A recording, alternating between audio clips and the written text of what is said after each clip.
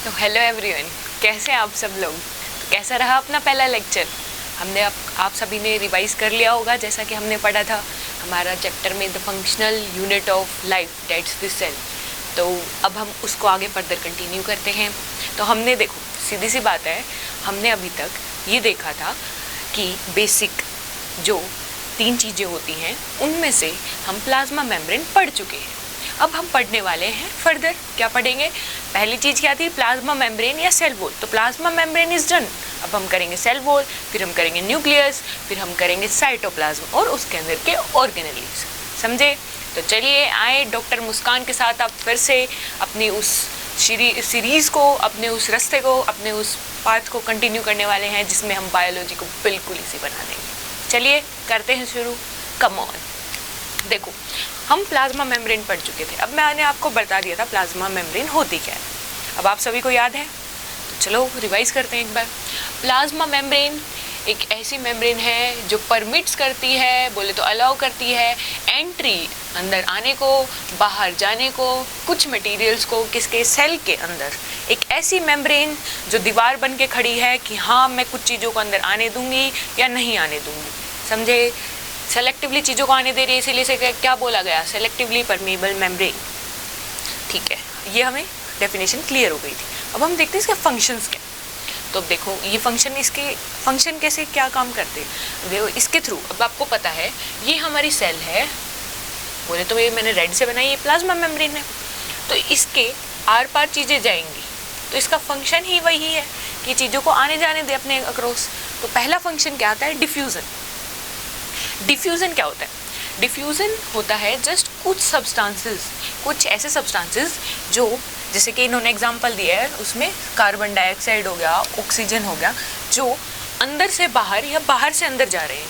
लेकिन वो जा कैसे रहे? मैम अपने आप ऐसे जी करा मैं अभी बाहर हूँ तो अंदर भी हूँ, जी करा मुँह उठा के चल गया, ऐसा कुछ नहीं होता है। ये एक तरीका होता है। देखो, अगर अंदर की तरफ मान लो 2 मॉलिक्यूल है, किसके? CO2 के। बाहर कितना है? 1 मॉलिक्यूल है। तो किसकी मात्रा किधर की तरफ? CO2 के मॉलिक्यूल की मात्रा ज़्यादा है, अंदर की तरफ। समझे? कहाँ ज़्यादा है? अंदर। बाहर कम है। तो डिफ्यूज़न एक ऐसा प्रोसेस है जहाँ पे ये मॉलिक्यूल मूव करते हैं कम कंसंट्रेशन, ज़्यादा कंसंट्रेशन से कम कंसंट्रेशन की तरफ। कहाँ मूव करते हैं? ज़्यादा कंसंट्रेशन से कम कंसंट्रेशन की तरफ। तो इधर कहाँ मॉलिक्यूल ज़्यादा है? अंदर, सेल के अंदर। तो मॉलिक्यूल कहाँ मूवमेंट शो करेंगे? अंदर से बाहर या बाहर से अंदर? बताओ जल्दी। हाँ बिल्कुल सही, अंदर से बाहर की तरफ। तो CO2 के 2 मॉलिक्यूल है, ये बाहर की तरफ अपनी डिफ्यूजन शो करेंगे। अब देखो कुछ सब्सटेंसेस जैसे कि आप कार्बन डाइऑक्साइड देख सकते हो, ऑक्सीजन देख सकते हो, ये सब प्लाज्मा मेम्ब्रेन को क्रॉस करते हुए जाती है। उसे क्या कहते हैं?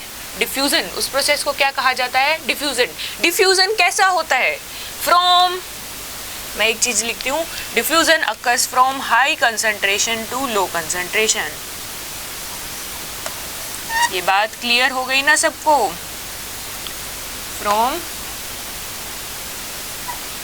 हाई कंसंट्रेशन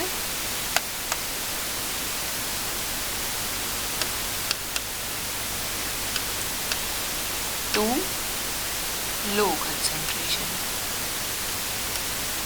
जैसे मैंने आपको अभी एग्जांपल बताया, CO2 अंदर ज़्यादा था, अंदर से बाहर की तरफ आया, बोले तो ज़्यादा कंसंट्रेशन से बाहर कम कंसंट्रेशन की तरफ आया। इस प्रोसेस को डिफ्यूजन कहा जाता है। समझे? हुआ क्लियर? चलो ठीक है।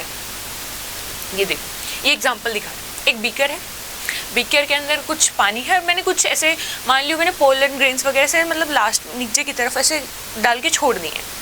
वो क्या होता है, क्या मैंने कोई भी मॉलिक्यूल लिया हो, ये भी नहीं मैंने कुछ और भी, मान लो मैंने कोई इंक का ले लिया हो, कोई इंक डाल दी हो पानी के अंदर, तो वो क्या करेगी? क्या मैं एक बार डालूंगी, एक बार तो वो एक जगह फैली एक जगह जाती दिखेगी डालते वक्त, लेकिन बाद में वो फैल जाएगी। उस प्रोसेस को कहते हैं हम डिफ्यूजन। अब मैंने जहाँ डाला वहाँ कंसंट्रेशन ज़्यादा है, मैंने जैसे यहाँ डाला तो यहाँ कंसंट्रेशन ज़्यादा है, लेकिन जैसे जैसे मॉलिक्यूल फैल जाएंगे कम कंसंट्रेशन से यहाँ ज़्यादा कंसंट्रेशन से यहाँ कंसंट्रेशन क्या है? कम है, तो वहाँ की तरफ फैल जाएंगे, ये धीरे धीरे स्प्रेड होते हुए दिख रहे हैं। तो ये एक तरीके का आपको क्या शो करने के लिए डायग्राम दिखाया गया है? डिफ्यूजन प्रोसेस को शो करने के लिए। तो अब आप डिफ्यूज़न प्रोसेस को बहुत अच्छे से समझ चुके हैं। डिफ्यूज़न ऐसा प्रोसेस है जिसके अंदर मॉलिक्यूल्स या पार्टिकल्स कैसे मूव करते हैं, फ्रॉम हाई कंसंट्रेशन से लो कंसंट्रेशन की तरफ। ऑल क्लियर, अच्छे से समझ आया, डन। चलिए अब देखो अमीबा। अमीबा आपको पता है यूनिसेलुलर ऑर्गेनिज्म होता है, और इसकी शेप कौन सी होती है, कोई बता सकता है? बिल्कुल सही, इसकी शेप कैसी होती है? इर्रेगुलर। कैसी शेप का होता है? Irregular shape. इर्रेगुलर मतलब पर्टिकुलर शेप नहीं दे सकता, हर बार अपनी शेप चेंज करता रहता है। मूडी है तो जी करता है वैसे शेप बना देता है। अब इसमें भी तो देखो कैसे इर्रेगुलर सी शेप दिखा रखी है। अब आपको पता है, मैंने आपको बताया था, आपने बेसिक ये चीज़ें पता है आपको कि जब भी आप खाना खाते हो तो उसको तोड़ने के लिए या फिर आपको मेन एनर्जी जो आपको चाहिए होती है, ऑक्सीजन चाहिए होती है, कार्बन डाइऑक्साइड। चलो ये छोड़ो, आप ये बताओ आपको क्या चीज़ चाहिए होती है बॉडी को, ऑक्सीजन या कार्बन डाइऑक्साइड? ऑक्सीजन। तो ऑक्सीजन कहाँ ज़्यादा है? बाहर। और बॉडी को क्या चाहिए? ऑक्सीजन। सेम उसी तरीके से अमीबा को भी क्या चाहिए? ऑक्सीजन। अमीबा के अंदर ऑक्सीजन की कमी है। बोला इसने क्या? Oxygen is less inside amoeba, बजाय कि जो CO2 है वो ज़्यादा है, क्योंकि ये ऐसा प्रोसेस होता है रेस्पिरेशन जिसमें हम ग्लूकोज को ऑक्सीजन की प्रेजेंस में तोड़ते हैं। मतलब ग्लूकोज ऑक्सीजन की प्रेजेंस में तोड़ के हमें क्या देता है? ATP देता है, CO2 देता है। ऑक्सीजन तो हम बाहर से लेते हैं, जो ग्रीन प्लांट्स होते हैं वो छोड़ते हैं ना ऑक्सीजन, वो हमने बाहर से लेते हैं और फिर उसे ये प्रोडक्ट्स में बना देते हैं। ये हमारी बॉडी के अंदर ज़्यादा होता है, ये हमारी बॉडी के अंदर कम होता है ना? बात समझे? अब उसी तरह अमीबा है हमारे पास, उसे भी अपना लाइफ प्रोसेस को कंटिन्यू रखना है, अपने जीवन को कंटिन्यू रखना है, तो वो ऑक्सीजन लेगा। अंदर कम है तो बाहर से लेगा, तो उसी तरह अंदर कम है बाहर ज़्यादा है। ये तो वही कुछ मैंने बताया था, जहाँ ज़्यादा से कम की तरफ मूवमेंट है उसे क्या बोला जाता है? क्या बोला जाता है? डिफ्यूज़न। तो उसी तरह यहाँ पे ऑक्सीजन बाहर से अंदर की तरफ आएगी। मोर ऑक्सीजन इन वाटर। वाटर मतलब जो इसकी सराउंडिंग है, अगर ये पानी में है तो वाटर ऑब्वियसली, तो ऑक्सीजन बाहर ज़्यादा है अंदर कम है, तो ऑक्सीजन को अंदर लिया जाएगा। उसी तरह CO2 अंदर ज़्यादा है बाहर कम है, तो इसको छोड़ दिया जाएगा। This is known as diffusion. अब आप कहोगे मैम एक बार अंदर ले रहा है एक बार बाहर ले रहा है, मेरे को कंफ्यूज हो गए। बेसिक चीज पे जाओ, मैंने क्या बोला? डिफ्यूजन का मतलब क्या होता है? ज्यादा कंसंट्रेशन से कम कंसंट्रेशन की तरफ जाना। ऑक्सीजन ज्यादा कहाँ है? अंदर, बाहर कम है। ऐसा बताया था मैंने, ऑक्सीजन कहाँ ज्यादा होगी? अरे यार सीधी सी बात है, ऑक्सीजन कहाँ ज्यादा है? ऑक्सीजन बाहर ज्यादा है। अंदर तो हमारी बॉडी, बोले तो अमीबा की बॉडी कंज्यूम कर रही है, तो वो बच ही नहीं रही। तो ऑक्सीजन की कंसंट्रेशन कहाँ कम हुई? बॉडी के अंदर, अमीबा की बॉडी के अंदर। तो डिफ्यूजन कैसे होता है? ज्यादा से कम की तरफ। तो ऑक्सीजन कैसे मूव करेगा?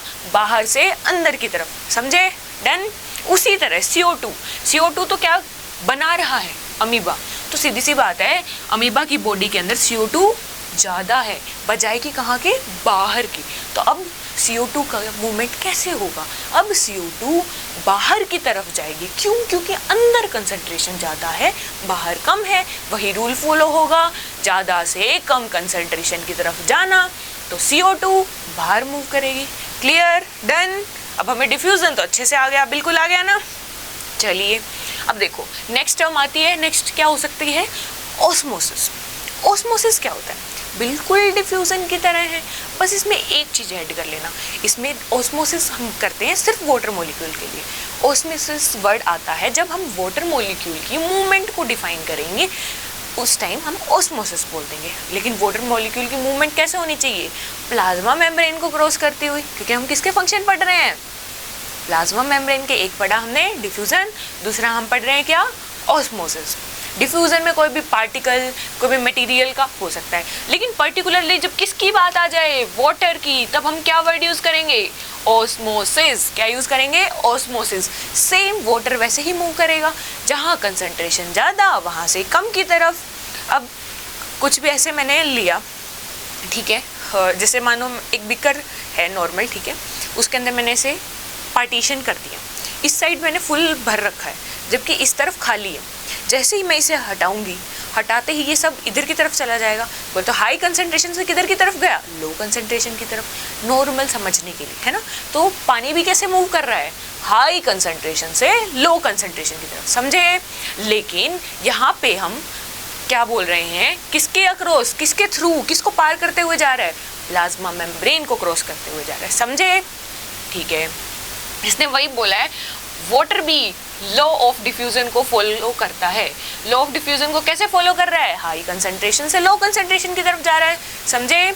इस स्पॉन्टेनियस मूवमेंट को, स्पॉन्टेनियस मतलब अपने आप होने वाली मूवमेंट को हम किसके थ्रू करवा रहे हैं? प्लाज्मा मेम्ब्रेन के थ्रू हो रही है, उसको क्या बोला गया? ओस्मोसिस।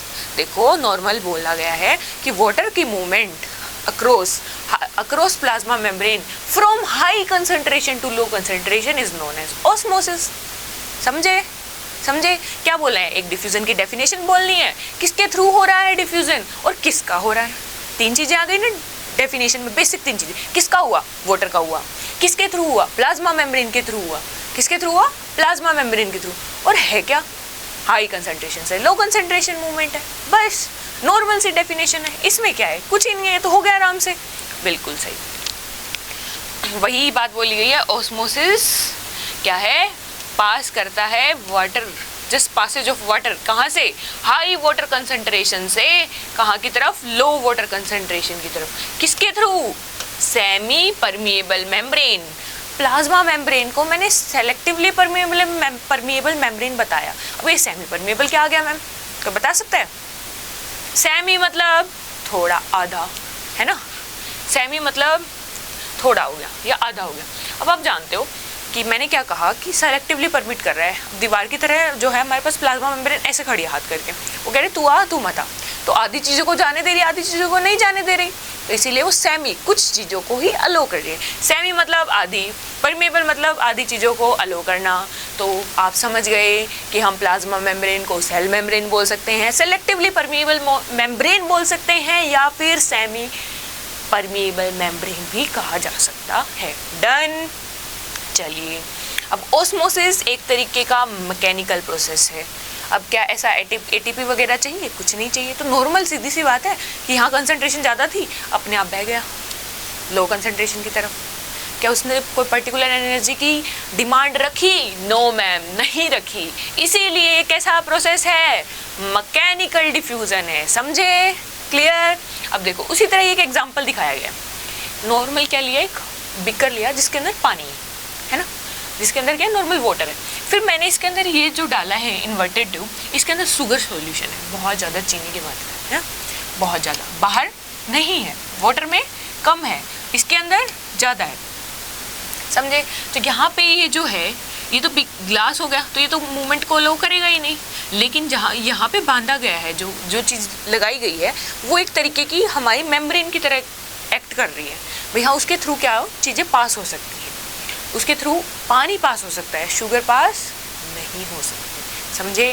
क्योंकि हमारी परमेबल वाटर को पास करती है, कुछ सोल्यूट्स को पास नहीं करती। इसीलिए बहुत सारी चीज़ों को मेंटेन करने के लिए हमारे पास पानी मूव करता है बजाय कि उस सोल्यूट के। तो अब वो चीज़ क्लियर करते हैं, कंफ्यूज नहीं होना है, अभी बताते हैं। तो अब देखो यहाँ पे आपको समझ आ गया कि जो हमारे पास शुगर है वो इस मेम्ब्रेन के थ्रू नहीं जाएगी, तो क्या जाएगा? वाटर जाएगा। अब वाटर की कंसंट्रेशन कहाँ ज़्यादा है? कहाँ ज़्यादा है, अंदर या बाहर? तो बता सकते हैं? बाहर ज़्यादा है। बिल्कुल मैम, शुगर तो है ही नहीं, तो वाटर की कंसंट्रेशन ज़्यादा हुई। यहाँ पे शुगर बहुत ज़्यादा है, तो इसका मतलब वाटर की कंसंट्रेशन कम हुई। अब वही देखो, ये परमेबल मेम्ब्रेन है, ये वाली मेम्ब्रेन को यहाँ ला दिया, ये अंदर के शुगर वगैरह जो मॉलिक्यूल्स हैं वो ये बड़े बड़े वाले दिखा दिए, तो ये बड़े वालों को तो पास नहीं होने देगी हमारे पास मेम्ब्रेन। छोटा छोटा कौन से मॉलिक्यूल है? वाटर के मॉलिक्यूल। तो पास क्या होगा हमारे पास? वाटर होगा। मेम्ब्रेन के थ्रू हमारे पास क्या चीज़ पास हो रही है? वाटर। तो अब वाटर की कंसंट्रेशन कहाँ ज़्यादा दिख रही है? बाहर बीकर में। यहाँ कंसंट्रेशन ज़्यादा, यहाँ कम। तो ऑस्मोसिस क्या बोलेगा? कम से ज़्यादा से कम की तरफ जाएगा। तो अब पानी कैसे मूवमेंट शो करेगा? ऐसे। क्लियर? डन। बिल्कुल सही, अच्छी बात है। चलिए अब देखो नेक्स्ट, वही आ गया। अब मैं आपको बताती हूँ, देखो सॉल्यूशन, ये जो वर्ड पढ़ रहे हो ना आप, सॉल्यूशन, आप केमिस्ट्री में पढ़ोगे। सॉल्यूशन दो चीज़ों का मिलकर बना होता है। Solution is made up of, यहाँ लिखती हूँ मैं,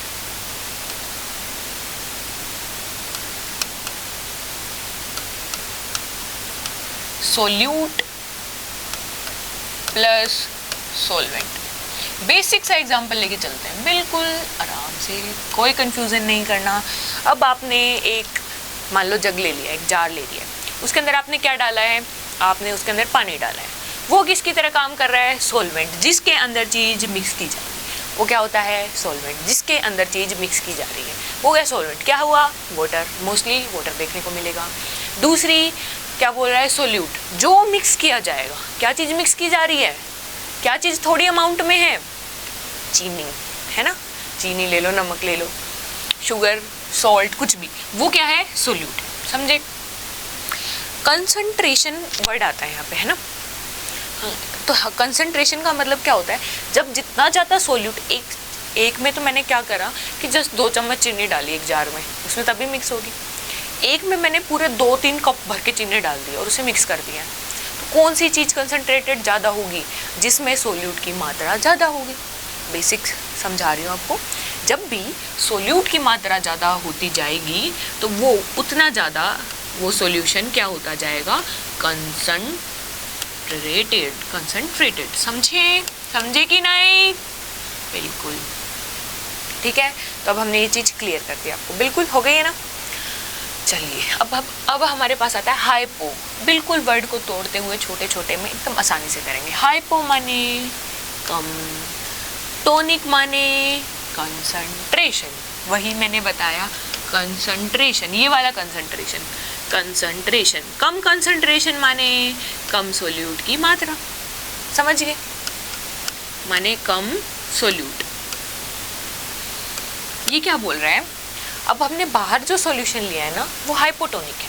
हाइपोटोनिक मानो कि यहाँ सोल्यूट कम है, यहाँ सोल्यूट कम है, सोल्यूट की कंसंट्रेशन कम है। इसका मतलब वाटर ज़्यादा है, एक तरीके से सॉल्वेंट को मैं वाटर बोल सकती हूँ। मैक्सिमम चांसेस में हम वाटर लेके चल रहे हैं। बाहर वाटर ज़्यादा है, सेल के अंदर वाटर क्या होगा, कम होगा। तो अब वाटर कैसे मूव करेगा, ज़्यादा से कम की तरफ ना, या कम से ज़्यादा की तरफ, बताओ, ज़्यादा से कम की तरफ। तो पानी ज़्यादा कहाँ है, बाहर, तो अंदर से पानी का कहाँ जाएगा, बाहर से पानी कहाँ आएगा, सेल के अंदर। समझे, तो सेल क्या हो जाएगी, स्वेल अप हो जाएगी, सूज जाएगी, एक तरीके से मोटी मोटी हो जाएगी। उसने तो पानी ले लिया है ना अंदर, तो इसमें सेल आपको कैसे देखने को मिलेगी, स्वेल अप हुई हुई। कैसी सेल दिखेगी आपको, swell up cell, swelled up. समझे, हुआ clear, done. Next, iso word से पता लग रहा है सेम। टोनिसिटी मतलब कंसंट्रेशन ऑफ सोल्यूट, ठीक है। कंसंट्रेशन ऑफ सॉल्यूशन मतलब सोल्यूट की मात्रा भी क्या है, सेम है। मतलब ये क्या कहना चाह रहा है कि अंदर और बाहर दोनों जगह सोल्यूट सेम है। सोल्यूट सेम है तो इसका मतलब वाटर की मात्रा भी सेम है। तो अब लगातार ऐसे मूवमेंट तो हो रही होगी अंदर के अंदर, लेकिन हमें दिखेगा ही नहीं ऊपर से कि कोई मूवमेंट हो रही है कि नहीं, क्योंकि इसने तो अपनी मूवमेंट दिखा दिया कि ये बड़ा हो गया, कि अंदर वाटर गया बहुत ज़्यादा मात्रा में तो बड़ा हो गया। इसमें कोई मूवमेंट दिखने को आपको ऊपर से देखने को नहीं मिलेगी। हाँ, अगर थोड़ी बहुत, अगर मान लो ऐसे कोई भी चीज़ है, ये इधर जा रहा है उतना ही इधर आ रहा है, तो आपको पता लगेगा, ऊपर से नहीं पता लगेगा कोई मूवमेंट हो भी रही है कि नहीं, कुछ पता लगेगा नहीं लगेगा। तो वही यहाँ होता है, आइसोटोनिक सॉल्यूशन में कोई भी सेल के अंदर चेंज देखने को नहीं मिलता। सेल नॉर्मल कैसे फॉर्म में होती है, फ्लैसिड। समझे कि नहीं, कैसी सेल होती है, फ्लैसिड सेल होती है आइसोटोनिक सॉल्यूशन में। ये बात याद रखनी है। हाइपोटोनिक सॉल्यूशन में कैसी सेल होगी, स्वेल अप हुई हुई। आइसोटोनिक में कैसी सेल होगी, फ्लैसिड। जैसे ही आप आइसोटोनिक सॉल्यूशन में आपकी सेल को रख दोगे तो आपकी सेल कैसी हो जाएगी, फ्लैसिड। अगर आप हाइपोटोनिक सॉल्यूशन में आपकी सेल को रख दोगे तो आपकी सेल कैसी हो जाएगी, स्वेल अप। समझे, डन। चलिए नेक्स्ट, उसी तरह आ जाता है हाइपरटोनिक। अब ये तो मुझे आप लोग बताओगे, बता सकता है कोई। हाइपर माने ज़्यादा, टोनिसिटी मतलब कंसंट्रेशन ज़्यादा, कंसंट्रेशन ज़्यादा मतलब सोल्यूट ज़्यादा। तो वही बोल रहा है, यहाँ पे क्या है, सोल्यूट ज़्यादा है। सोल्यूट ज़्यादा होगा मतलब वाटर कम होगा, मतलब सेल के अंदर वाटर क्या होगा, ज़्यादा होगा। अब पानी कैसे मूव करता है, ज़्यादा से कम की तरफ, तो इस बार कैसे मूव करेगा, सेल के अंदर से बाहर की तरफ मूव करेगा। तो जैसे डायग्राम में दिखा रखा है कि सेल कैसे हो रखी है, श्रिंक हो रखी है। नॉर्मल सेल की शेप ऐसी थी, उससे थोड़ी सिकुड़ी हुई सी लग रही है। तो यहाँ पे हमें कैसे सेल देखने को मिलेगी? वही बात है, cell will lose water. Cell क्या कर रही है यहाँ पे? पानी को छोड़ देगी। तो क्या कैसी देखने को मिलेगी? श्रिंक हो गई होगी सेल। श्रिंक माने प्लाज्मोलाइज्ड। समझे? आपने सेल की कंडीशन देख ली अब अलग अलग सॉल्यूशन में। समझे? तो मुझे बता सकते हो सभी? हाइपोटोनिक में हम जैसे ही हम हाइपोटोनिक सॉल्यूशन में हमारी सेल को रख देंगे तो वो कैसी हो जाएगी? वो स्वेल हो जाएगी। अभी बताया मैंने। ये क्यों होएगी स्वेल? क्योंकि वो बाहर से अंदर की तरफ पानी लेगी। दूसरा मैंने क्या बताया? आइसोटोनिक सॉल्यूशन में हम जैसे ही सेल को रखेंगे तो सेल क्या होगी? हमारे पास कोई मूवमेंट शो नहीं करेगी। नॉर्मल जो अच्छी सेल की साइज है वैसे की वैसी रहेगी। तो सेल कैसी रहेगी? फ्लैसिड। सेल कैसी रहेगी? फ्लैसिड। तीसरा, हाइपरटोनिक सॉल्यूशन। हाइपरटोनिक सॉल्यूशन में रखेंगे तो वाटर का मूवमेंट कैसा होगा? अंदर से बाहर की तरफ, सेल के अंदर से बाहर जाएगा। तो सेल क्या होगी? सिकुड़ जाएगी। सिकुड़ जाने को बोलते हैं प्लाज्मोलाइज्ड। कैसी सेल देखने को मिलेगी? Plasmolysed cell. समझे? हुआ क्लियर? बिल्कुल क्रिस्टल क्लियर। चलिए अब देखो, मैम आपने पढ़ा दिया है, अब इसमें डिफरेंस आता है, क्वेश्चन आता है सीधा हमारे पास। What is difference between osmosis, diffusion and osmosis? आपको मैं पढ़ा चुकी हूँ, अब देखते हैं, है ना? बिल्कुल इजी है, समझिए। डिफ्यूजन किसी भी मीडियम में हो सकता है, कहीं भी, किसी भी मीडियम में, वाटर में, सॉलिड में, लिक्विड में, गैस में, कहीं भी हो सकता है डिफ्यूजन, है ना? लेकिन ऑस्मोसिस क्या बोलता है? सिर्फ लिक्विड मीडियम में होगा। क्यों? क्योंकि मैंने क्या बोला, ऑस्मोसिस क्या मतलब क्या होता है? सिर्फ मूवमेंट ऑफ वाटर जब होगा तब उसे ऑस्मोसिस बोला जाएगा। ऑस्मोसिस के अंदर और किसी चीज़ का मूवमेंट नहीं होता है। किसका होता है मूवमेंट? सिर्फ वाटर के अंदर। इसका मतलब वाटर प्रेजेंट है किसी चीज़ के अंदर, तो मीडियम कैसा होगा? लिक्विड होगा। बजाय कि डिफ्यूजन के अंदर लिक्विड भी हो सकता है, सॉलिड भी, कैसा भी मीडियम हो सकता है। अब बोलोगे मैम ये तो कन्फ्यूजन हो गई, कब हम लिक्विड मीडियम में डिफ्यूजन बोले, कब हम लिक्विड मीडियम में ऑस्मोसिस बोले? देखो, बहुत से ऐसे मॉलिक्यूल होते हैं जो हमारे लिक्विड बोले तो वाटर से भी छोटे होते हैं। अब कोई ऐसी मेम्ब्रेन दे दी मैंने जो पानी को जाने ही नहीं दे रही है, उसके थ्रू वो सोल्यूट जा सकता है, तो वहाँ पानी का मूवमेंट नहीं हो रहा है। मीडियम कैसा है? लिक्विड है, बोले तो वाटर तो है, लेकिन वो मूवमेंट नहीं करने दे रही, तो वहाँ पे किसकी मूवमेंट हो रही है? सोल्यूट की मूवमेंट हो रही है। तो जब भी वाटर के अलावा कोई मूवमेंट हो तो उसे हम क्या बोलेंगे? Normal diffusion. Crystal clear? अब हो गया, अब आ गया ना समझ में? चलिए, दो डिफ्यूजिंग मॉलिक्यूल। अब डिफ्यूज होने वाला मॉलिक्यूल कुछ भी हो सकता है, सॉलिड भी हो सकता है, लिक्विड भी हो सकता है, गैस भी हो सकता है। समझे? लिक्विड भी हो सकता है, मतलब अगर कोई और हो, वाटर के अलावा अगर कोई और लिक्विड मूव करे तो, समझे? बजाय कि, लेकिन अगर मान लो डिफ्यूजन, मान लो मैंने ऐसे एग्जांपल दिया था कि मैंने यहाँ रखा पानी और वो ऐसे करके पूरे में फैल गया, तो ये डिफ्यूजन होगा ऑस्मोसिस? बताएं। ऑस्मोसिस नहीं होगा, क्योंकि यहाँ सेमी परमिएबल मेम्ब्रेन थोड़ी ना है। अगर मैंने बोला था ऑस्मोसिस के अंदर 3 चीज़ें याद रखनी है। वाटर की मूवमेंट किसके थ्रू? प्लाज्मा मेम्ब्रेन के थ्रू। कैसे? हाई कंसंट्रेशन से लो कंसंट्रेशन में। अब इसमें मैंने ये बता दिया था आपको कि मूवमेंट हो रही है हाई कंसंट्रेशन से लो कंसंट्रेशन में। किसकी हो रही है? वाटर की हो रही है, लेकिन प्लाज्मा मेम्ब्रेन तो बताई नहीं थी।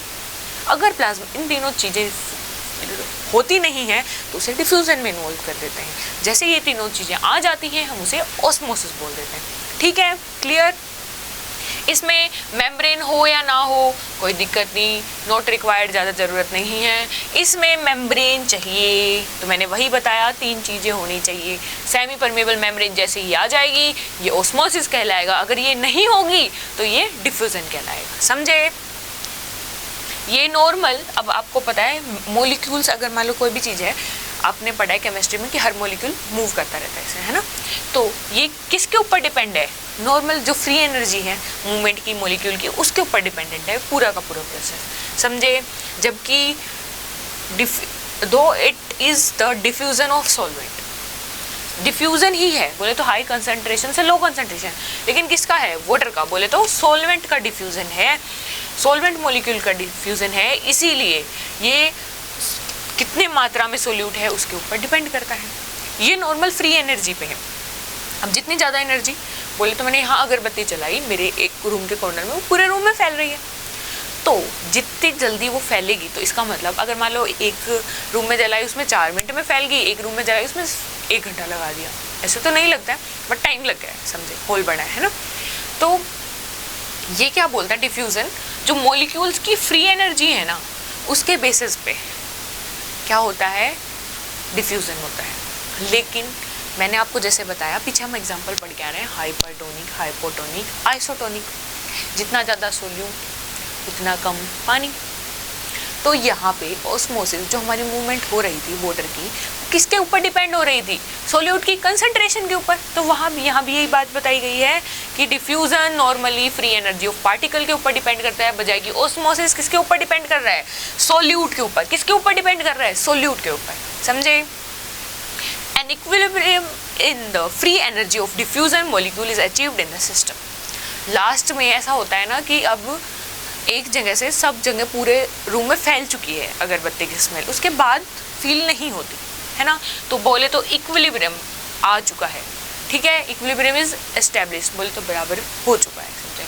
बजाय कि इसमें equilibrium in the free energy of solvent molecule is never achieved. इसमें जो अगरबत्ती का मॉलिक्यूल था वो जाके फैल गया था, लेकिन इसमें मूव कौन कर पा रहा है, सिर्फ सॉल्वेंट।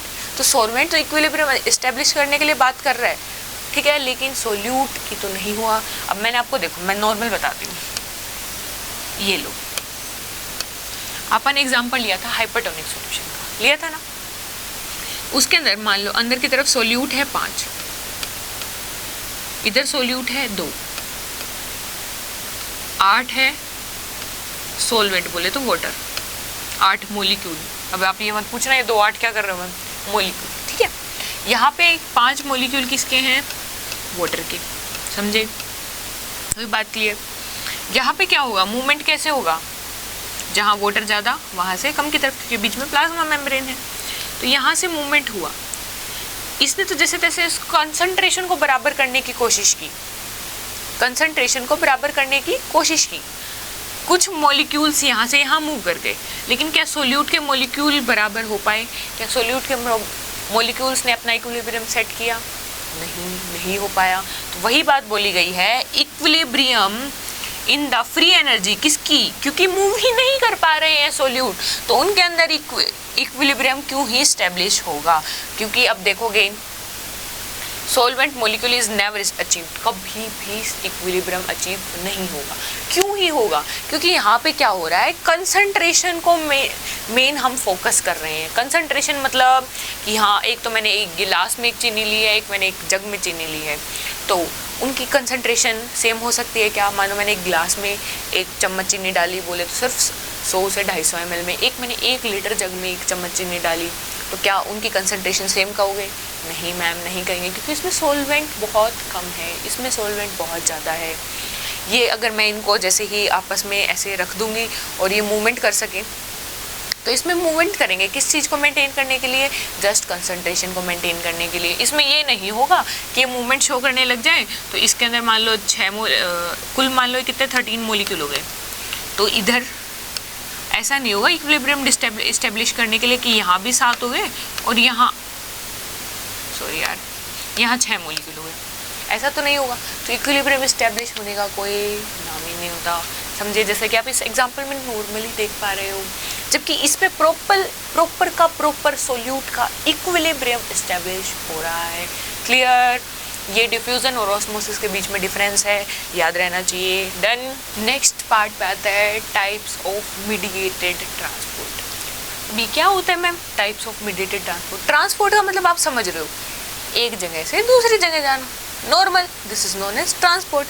मीडिएटेड मतलब अब मैं बीच में हेल्प करने वाली, मीडिएटर बन जाऊँ कि भाई हाँ आप है ना मेरी बस लेके जा सकते हो, आप मेरी स्कूटी लेके वहाँ से वहाँ जा सकते हो, तो मैं एक तरीके की मीडिएटर की तरह काम कर रही हूँ। किसमें, ट्रांसपोर्ट में। तो वही है, 2 तरीके के होते हैं, फैसिलिटेटेड और एक्टिव। ये 2 तरीके के मीडिएटेड ट्रांसपोर्टेशन प्रोसेसेस हैं। अब हमने नॉर्मल ट्रांसपोर्ट प्रोसेस पढ़ा था, दैट इज़ कि नॉर्मल वाटर आया सेल के पोर से, उसके थ्रू जाके चला गया, समझे, इसमें कोई पर्टिकुलर ज़रूरत नहीं पड़ी।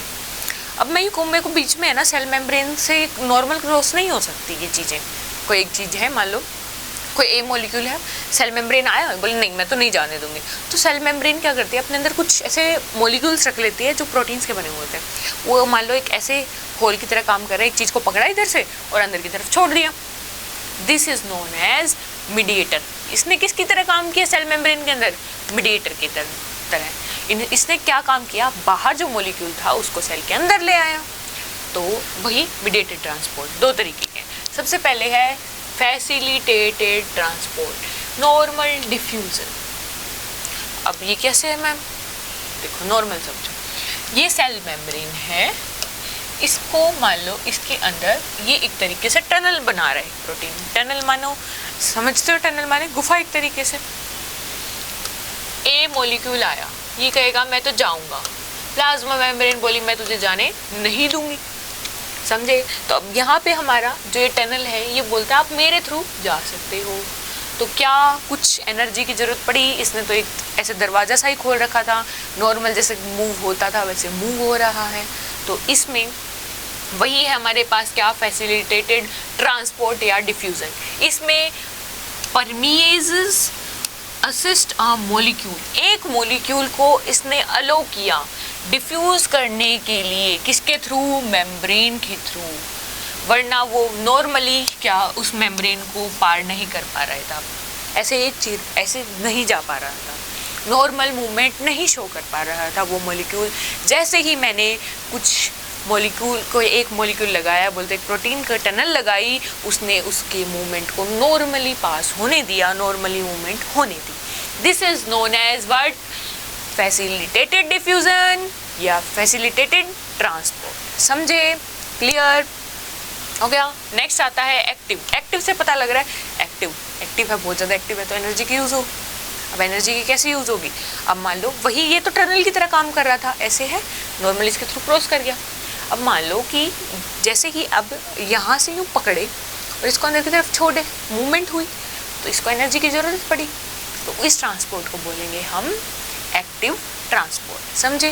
Clear basic? चलिए क्या बोला गया इसमें? Energy is supplied to the system, मतलब जो ये मॉलिक्यूल ये काम कर रहा था उसे सिस्टम बोला गया, उस सिस्टम को हमने एनर्जी दी, तब उसने जाके उसको पकड़ के उधर मूव किया। तो उस सिस्टम को हम क्या बोलते हैं? पंप बोलते हैं, जिसका काम क्या है यहाँ पे? ट्रांसपोर्ट करने का। ठीक है? इसमें क्या होता है? Opposite to the concentration gradient. ये अब ये बात क्या है? अब देखो, अब देखोगे नॉर्मल हमारे सेल के अंदर मान लो कोई एक सोडियम,